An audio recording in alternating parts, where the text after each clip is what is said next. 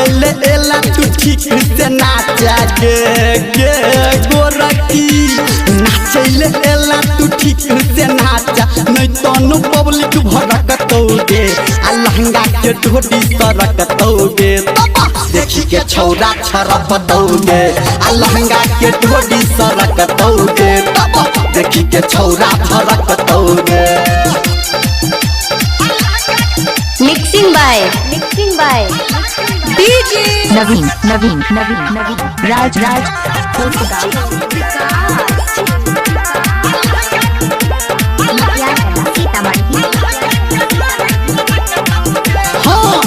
तोरेल जुटल छैगी जिहिला जबहार गे आ अपना जवानी के गोरकी दिखा दे बाजार गे तोरेल जुटल छैगी जिहिला जबहार गे आ अपना जवानी के गोरकी देखा दे बाजार गे झूला में तोरा खुला हाथ के गे गे गे झूला में तोरा खुला हाथ के जमीन सबटा हरपतौगे आ लहंगा के ढोडी सरकतौगे तब देखी के छौरा छरपतौगे आ लहंगा के ढोडी सरकतौगे तब देखी के छौरा छरपतौगे। Mixing by DJ Naveen Raj कोटदा